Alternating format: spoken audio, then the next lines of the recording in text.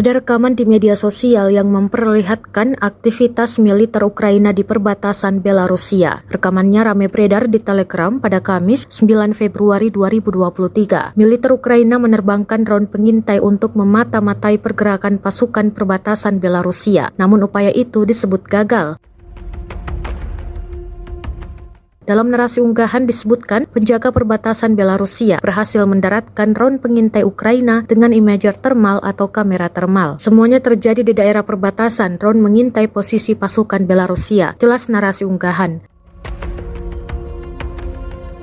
Pembangunan pasukan Rusia di Belarusia ditambah aktivitas militer yang buram di negara itu, sama saat Rusia mempersiapkan invasi ke Ukraina pada 24 Februari tahun lalu. Moskow menggunakan Belarusia sebagai negara landasan sebelum menggelar serangan. Kiev dan Barat khawatir Rusia dapat kembali menggunakan sekutu setianya sebagai landasan serang ke Ukraina.